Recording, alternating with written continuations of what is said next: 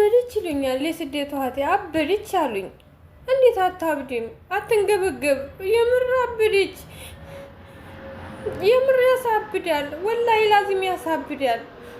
ሰው ሰርቶ ለመኖር ራሱን ለማሸነፍ ብሎ ነው የሚለፋው። ከሰው ፊት የሰው እጅ ከመጠበቅ የሰው ፊት ከማየት ብለን ነው የምንለፋው። ግን ደግሞ ያሳብዳሉ። የምር አንዷን ስትል አንዷ ስጣራለች፣ አንዷን ጋር ስንሄድ አንዷ አስታንገበግበናለች። ወላሂ እኔ ተቃጠልኩኝ። የምር ወላሂ ላዚም ነው የምላችሁ ተቃጠልኩ። እስኪ ማን ነው በገዛችሁ ገብቶ የተቃጠለ በመዳን ቤት? ወላሂ ተቃጠልኩኝ። እቻልኩ ወላሂ ቻልኩ። እግሬ እስከሚያብጥ እሰራለሁ።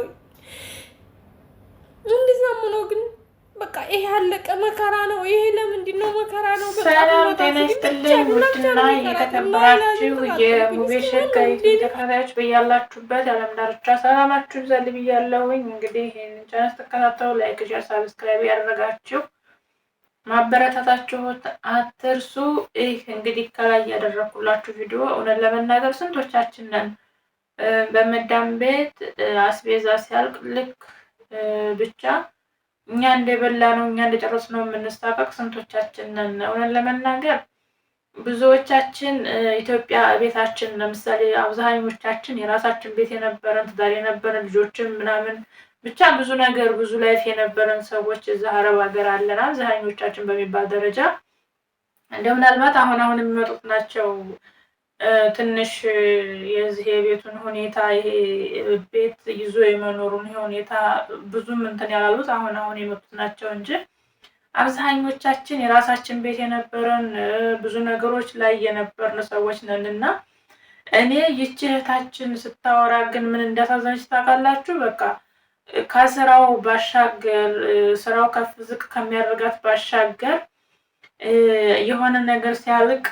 ለአሰሪዎቿ መናገር የምትፈራውን ነገር የሚያሳቅቃት ነገር ያሳቅቃል። የእውነት ነው የምላችሁ። እስኪ ስንቶቻችሁ ናችሁ መዳማችሁ ቤት የሆነ ነገር ሲያልቅ ለመዳሞቻችሁ ለመንገር የሚከብዳችሁ የምትፈሩት? ስትነግሯቸው ደግሞ ምን ጊዜ ያለቀ ብለው እናንተ ጋር የሚጮሁባችሁ ስንቶቻችሁ ናችሁ? እና እኔ እውነት ለመናገር በጣም ነው የገረመኝ። ለካ ሁሉም ጋር ነው። እና በተለይ ምግብ የምትሰሩ እህቶች፣ በተለይ ምግብ የምትሰሩ ኩሽና ውስጥ ይሄ የኩሽና ወይም ደግሞ የምግብ ጠባህ የምትሰሩ እህቶች እጅግ በጣም ነው የማዝነውም የምታሳዝኑኝ። ምክንያቱም እኔም ከዚህ በፊት ብዙ ቤት ምግብ የሚሰራበት ቤት ገብቻለሁ። እዚህ ቤት ብቻ ነው ምግብ የማልሰራው እኔ እና ሽንኩርቱ ሲያልቅ ምን ጊዜ አለቀ። አፋቸው አይፈታም፣ ስራ አይፈታም። አፋቸው መብላት ነው። ከመብላት ወደኋላ የሚያደርጋቸው ነገር የለም። ግን ደግሞ እየበሉ እነሱ በልተውት ያለቀ አይመስላቸውም ማለት ነው። እነሱ በልተውት ያለቀ አይመስላቸውም በፍጹም። እነሱ በልተውት የሚያልቅ ሳይሆን እናንተ በልታችሁት ወይም ደግሞ ለእናት አባቶቻችሁ ጭናችሁት ያለቀ ነው ይመስላቸው። እና ስንቶቻችሁ ናችሁ ልክ እንደዚህ ችታችን ምርር ያላችሁ? እና ስታለቅስ አሳዘነች። በነገራችን ላይ ሰው ቤት ወይም ደግሞ አረብ ቤት የምትሰሩ እህቶች መጋዲ ወይም ደግሞ አቅራጥ ሲያልቅባችሁ እቃ ሲያልቅባችሁ ብዙ አትጨነቁ። ምክንያቱም እናንተ ተጨነቃችሁም አልተጨነቃችሁም እነሱ ለእናንተ ግድ የላቸውም ማለት ነው። አለቀ ስትሏቸው መሳደባቸው፣ መጮኋቸው፣ መቆጣታቸው ስለማይቀር ለምን ራሳችሁን ታስጨንቃላችሁ? ለምን ይህን ያህል ትወጣጠራላችሁ? አእምሯችሁን አትወጥሩት ማለት ነው። እነሱ በልተውት እንዳለቀ አያውቁም። ወይ እናንተ በልታችሁት ወይም ደግሞ ብቻ ለምን እንዳለቀ ራሱ የሚያውቁ አይመስለኝም። ስለዚህ ውድ እህቶች እንደዚህ አይነት ስራ የምትሰሩ የጽዳት እቃ ሲያልቅባችሁ ያለቀ ብሎ ለመናገር ያሳቅቃል። ግን እኮ እኛ ምንም አድርገነው አይደለም። እነሱ የተጠቀሙበትን ቢያንስ ጽዳት ላይ አሁን የእነሱ ልጆች በቀን 4-5 ጊዜ ያቆሽሻሉ። ያንን ታጸዳላችሁ፣ ምን ትላላችሁ? ያ ሲሆን የጽዳት ማጽጃ እቃዎቹ ያልቃሉ። ሲያልቁ ደግሞ ግዙ ለማለት ይከብዳል እና እናንተ ተሰቃላችሁ። እና ስንቶቻችሁ ናችሁ እንደዚህ አይነት ነገር ውስጥ ያላችሁት? ስንቶቻችሁ ናችሁ መዳሞቻችሁ እቃ አለቀ ወይም ደግሞ መጋድ ያለቀ ግዙ ትሏቸው ስቃው የሚገዙላችሁ? እስኪ በዛው አጋጣሚ የስንቶች መዳሞች ጥሩነት አለ የሚለውን እናያለን። አሁን የኛ ሴትዮ በፊት እንደዚህ ደህና ነበረች። በፊት የሆነ ነገር አለቀ ስትንላት ችግር የለውም ትል ነበር፣ አምጡ ትል ነበር። አሁን ግን ውይ ፊቷ እንዴት እንደሚያስፈራ ብታውት ማለት ነው። በተለይ ሉሉ ሰዓት ታሳዝነኛለች። እሷ ናት ምግብ የምትሰራው። በቃ እንዴት አድርጋ እንደምትይዘው ቤቱን ልነግራችሁ አልችልም፣ ቶሎ እንዳያልቅባት ማለት ነው። እና ታሳዝነኛል። ያን ዝም ብዬ ሳያት አንቺን ነው ብለው። ምክንያቱም እነሱ ለሚበሉት የሆነ ነገር እኮ ጎሎ ስትሏቸው ለምን ጎደለ ነው የሚሉት ማለት ነው።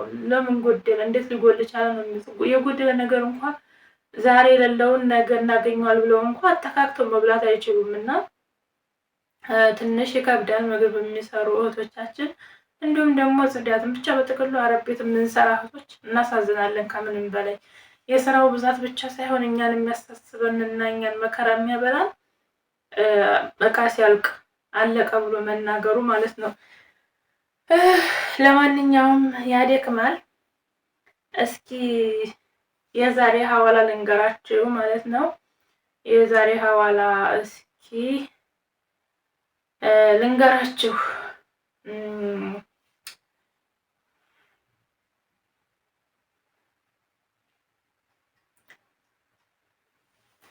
የዛሬ ሐዋላ ከአሜሪካ ነው የምጀምርላችሁ። የአሜሪካ $1 በኢትዮጵያ 149 ብር ይመነዘራል ዛሬ ማለት ነው። እንዲሁም ደግሞ ዩሮ 166 ብር ከ50 ሳንቲም በኢትዮጵያ ይመነዘራል።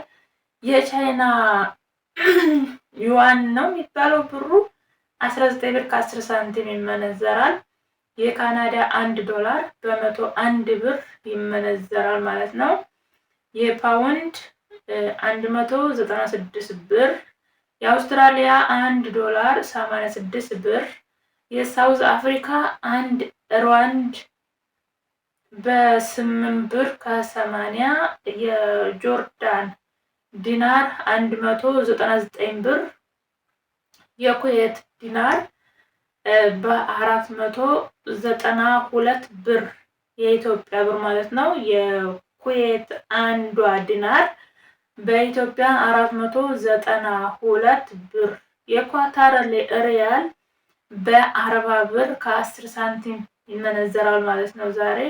እንዲሁም ደግሞ የባህሬን ዲናር በ385 ብር 385 ብር፣ የሳዑዲ ሪያል በ38 ከ80 ማለት ነው። የሳዑድ ሪያል በ38 ከ80፣ ኦማን 38 ብር ከ81 ሳንቲም፣ እንዲሁም ደግሞ የሊቢያ ዲናር 27 ብር ሲመነዘር ውሏል ማለት ነው። ትናንትና አርብ ማለት ነው። የአርብ ሐዋላ ነው ይሄ። እውነት ለመናገር ሀገራችን ላይ ኑሮ አለመወደዱን አለመቀበል አይቻልም። እንግዲህ አስቡት፣ አንድ የኩዌት